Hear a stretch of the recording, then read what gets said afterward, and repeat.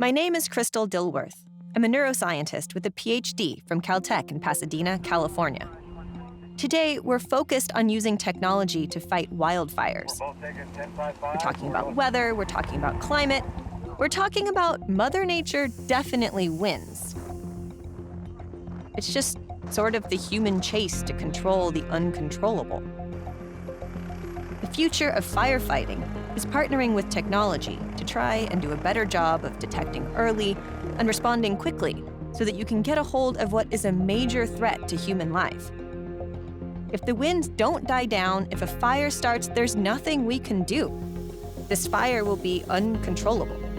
The really interesting thing for me about this particular technology is that it requires human trust in order to be effective. Trust in a machine. Powering the future, confronting the world's challenges with cutting-edge solutions, medical breakthroughs, and high-tech discoveries. These are the stories of our planet. This is VOA Tech.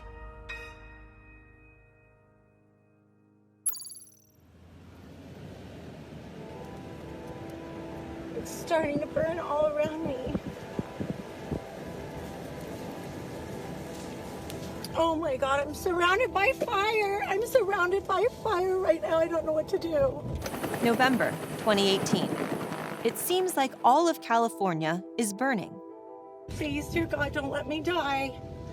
Please, dear God, don't let me die. Please, dear God, let me get out of this. Please, please. In a YouTube video seen more than 50,000 times, a woman tries to navigate her car through a burning landscape. This is the Lilac Fire. Trees, grassland, and homes are burning in the night. The driver finds time to record her ordeal. She's scared and desperate. Oh my God, oh my God. The old place, I think, is on fire. And she is not alone. Oh my God. It's a scene repeated all across California. This is an area best known for its breathtaking beauty. Now that landscape is scarred with the blackened remains of an out-of-control wildfire. The scars will be visible from space.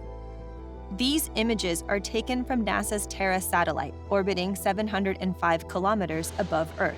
The satellite, launched in 1999, has documented the enormous growth in global wildfire activity over the past decade, including these fires, burning in March of 2019 in Australia. Before the Lilac Fire is brought under control, flames would travel across Ventura and Los Angeles counties and march straight to the Pacific Ocean through the hills of Malibu, California. Thank you, sir. Thank you. Thank you so much. Save my house, please. Thank you. One after another, homes went up in flames. The landscape bone dry after too many years of drought. But the winds would do the devil's work. They would gust at times to more than 119 kilometers per hour. That's what the U.S. National Weather Service classifies as a Category 1 hurricane. Once these fires get a head of steam and are driven by the Santa Anas, it's very difficult to extinguish. LA Fire Chief Ralph Terrazas commands one of the largest fire departments in the United States, including 106 fire stations and 7 helicopter airships like this one. Over his 30-plus years on the job, he's been an innovator in the field of firefighting technology. This is what we created, and I think it was in 2003. And we had a little packet like this made up for all our command vehicles. And it was in the rear of the command vehicles if we ever needed it. The chief created this triangular tool, simple looking, but the first to help predict the path of wildfires that were growing more and more frequent. So if the fire was on the bottom corner, we'd place it like this. You'd have to factor in the terrain and the topography and the fuel to make an estimate of which direction it's going to go. We know that the first 30 minutes, the fire will go this far. Wow. It's 2.1 miles. And then the next 30 minutes, it'll come here for an additional distance of 4.2 miles. So we can project for the first 90 minutes. Now he leads a department that's on the cutting edge of firefighting technology. innovating the use of drones, advanced airships, and supercomputing technology. We spoke from atop the LAFD helipad in downtown LA. In more rural areas throughout the state, they don't have the resources that we do. Therefore, they have to take a campaign approach, and they'll burn thousands of acres before they can get containment. Most of the time, it's driven by a change in the weather. The wind has stopped, it starts raining. It's not the ability of the firefighters. That's what makes LA City unique, because we can't have fires burning uncontrolled in the city of LA for longer than absolutely necessary. Try to knock the head out of it. That's all I can do. November 9th, 2018. One of LA's airships is on a mission, heading straight into skies filled with smoke from flames below. Those guys are in a bad area. They need to get out quick. They've been dispatched to rescue people trapped on a ridge called Castro Peak. It's the tallest in these parts of the Santa Monica Mountains. Right now, this chopper is their only way out. Winds are gusting, smoke is thick, and there's one more challenge: fuel. Okay, and just so you know, just to add to it, we're getting pretty close to our bingo fuel. All right, copy that. From the cockpit, pilots can see flames licking up the side of the mountaintop. The team decides to go for it. All right, this is rapidly becoming very ugly. Yeah, that dirt spot right there looks good, Dave. Even if you have to hold it on a one wheel, I'll go run up there. Okay. All right, remember, fuel is critical. Pilots spot what they came looking for. There are 3 stranded here. All right, this is not going to be pretty. I remember one pilot telling the other, hey, you got like 2 feet on the right, you got 1 foot on the left. I'm going to keep the door open. I'm going to go run out. The victims are weary and afraid. So are their 2 dogs. Okay, there's one dog here, English Mastiff. He's a little apprehensive, but we're getting them on board. All right, let's get the hell out of here. Good job, Joel. All right, Helco 4, we got everybody on board, and we'll be lifting here momentarily. All right, copy that, sir. Okay, here we go. But as smoke fills the air, the devil winds will gust again. I was worried about their safety. I tried to imagine in real time what that was like. Because your tail rotor's clear, was close. All right, are we okay now? All right, you're clear now. All right. Oh, that was close. Yeah, it was. That's enough excitement for me today. Hey, you and me both, brother. When there's real human lives at stake, what does that feel like? It's both terrifying because as researchers we are not used to it, but also very satisfying. Ilkay Altentosh is the Chief Data Science Officer at the giant San Diego Supercomputer Center. She's the force behind the WIFIRE program, designed to predict the movement of those wildfires plaguing California. WIFIRE maps are generated by 2 massive supercomputers located just a few floors below her office. Named Comet and Gordon, they take up an entire room and make a lot of noise. We were invited to walk the floor of the Supercomputer Center. Racks and racks of CPUs, endless wires, and fans. Comet is a powerful tool capable of performing 2 quadrillion computations per second. That generates a massive amount of heat. Despite an equally massive cooling system, temperatures in the room hover in the mid-80s Fahrenheit. It would be worse if not for the specially designed tunnels that funnel the hottest air out of the unit. I'm standing amidst the supercomputing power of about 2 million iPhones. The noise you hear and these fans are blowing hot air to keep the computers cool and working hard. It takes all this computing power to stay ahead of a wind-driven wildfire. We were working with LA hand in hand through the Woolsey fire, especially as it went into Malibu and the coastline there. The winds were a typical, east to west direction. But there was some forecast, I would say, that the winds will turn around and affect the city.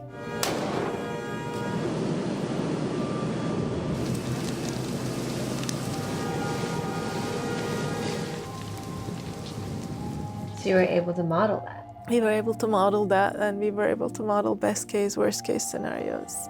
because based on the forecast and what these models showed, it was a difference between evacuating the whole city versus some of the neighborhoods.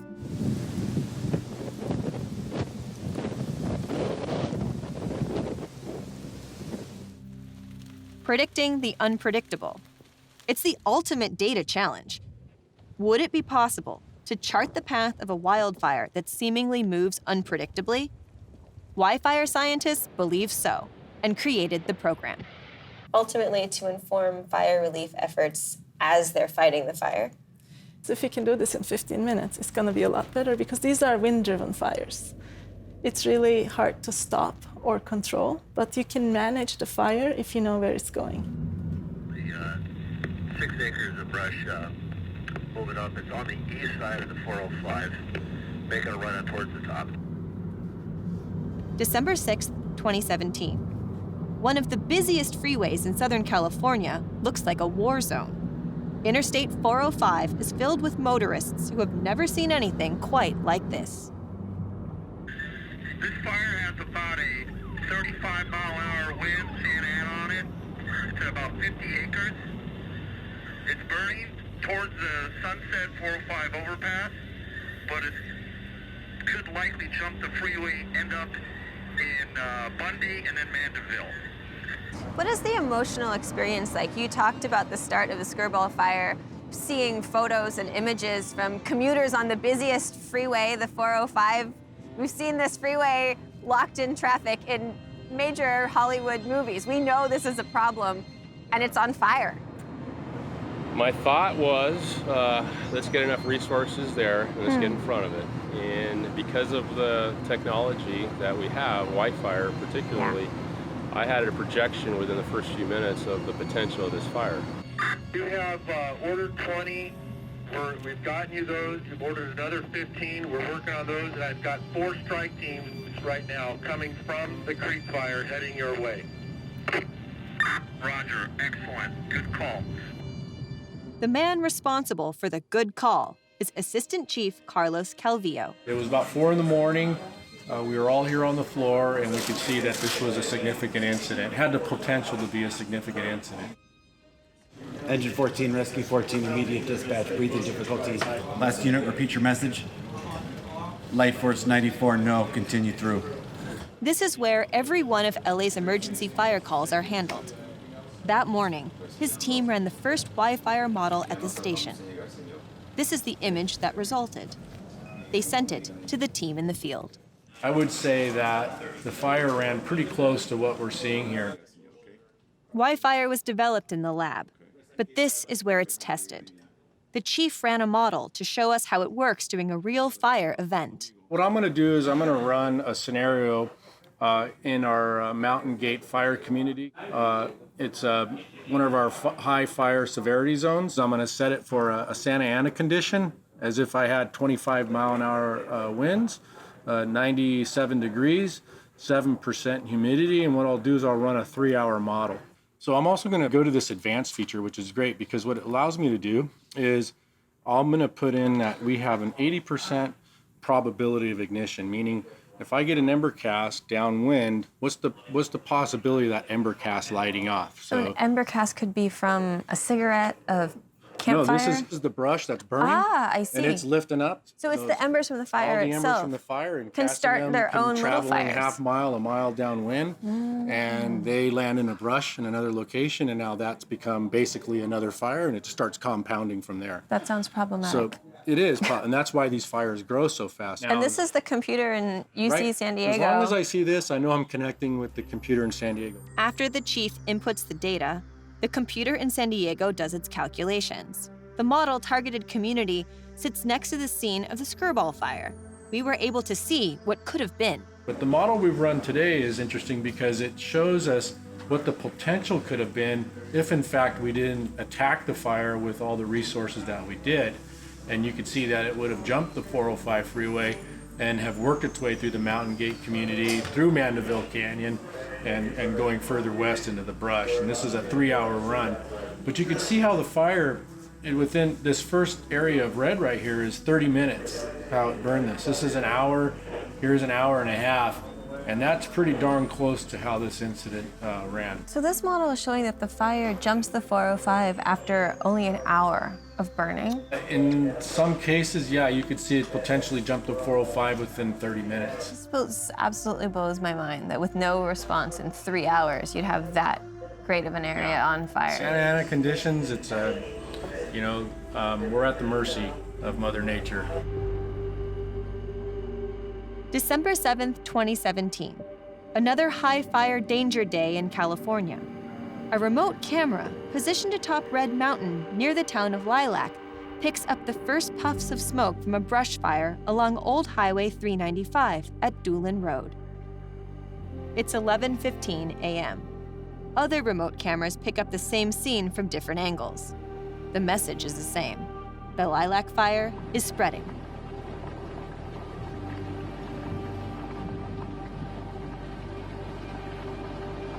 Only 20 minutes later, it has grown to 500 acres. The wildfire pushes thick black smoke into the skies. It's powered by Santa Ana winds gusting to 106 kilometers an hour. But San Diego Fire has some high-tech help here in the remote backcountry.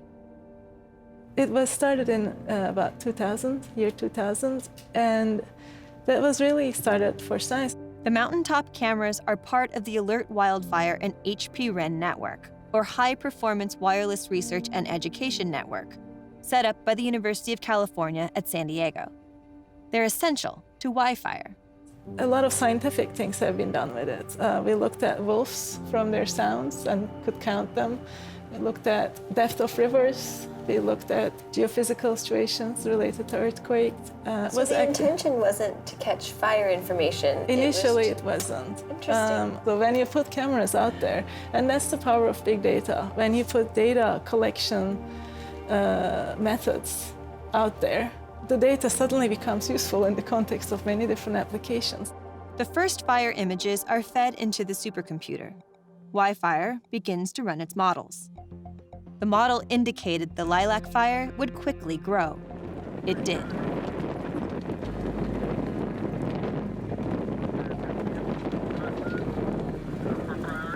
This video captures the ferocity of the flames and the intensity of the winds. Fire crews desperately try to bulldoze fire breaks in the brush, but the winds would erase their work. Embers swept up in a tornado of wind would keep the Lilac Fire going strong. By nightfall, the fire had burned more than 4,000 acres.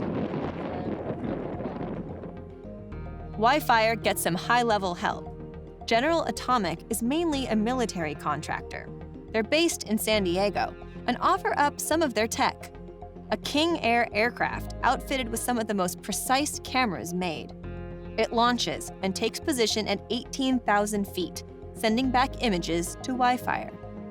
They got on top of the fire very quickly. Chief Brian Fennessy was San Diego's fire chief during the Lilac Fire. Today, he runs Orange County, California's fire authority. And we were able to watch it real time in the command center, both high definition, color video, down to, you could see people's shoelaces, what engine, was on their helmet. So there's someone on the plane that takes measurements of fire front, then that information becomes this line outside of that black area that's already burned, and then the models grow from that line out. WIFIRE predicts it will head due west, burning everything until it hits the Pacific Ocean. Evacuation orders were considered for the city of Oceanside, the seaside community of 200,000. So what happens when we were working on this in the middle of the night at 2 a.m. is we modeled it again. The fire that was modeled all the way through here suddenly started showing burn here and stop. Like, what's going on? Because we were putting the forecast, we noticed the winds were dying down. So suddenly winds changed and the growth of the fire slowed down. And remember, it's a live model. So it's showing that it's going there in 1 hour, 2, 3, 4, 6 hours. Well, once the wind started to decrease, well, then the model's like, well, now it's maybe here, maybe 6 hours is now here as opposed to here. The city was safe. No evacuations were needed. What makes the Lilac Fire different is real-time live modeling. Fire Command is no longer picking spots to drop ignition point pins. you now have that ability to live model from an aircraft. The camera's on it, so instead of dropping pins, it's continuously changing itself based on seeing the fire the entire time. So how many times was that model updated and regenerated during the period that you were fighting the Lilac? I want to say millions. I mean that they're using the supercomputer there, so it's adjusting all the time. The city of Santa Barbara. Science and the use of high-tech tools is what makes WIFIRE work. The Thomas Fire burned for nearly a month, starting December 4th, 2017. Squad 52, Crew 11, Ventura Crew 2, Ventura Crew 3, Water Tender 27, Copter 7, Battalion 5, Battalion 51.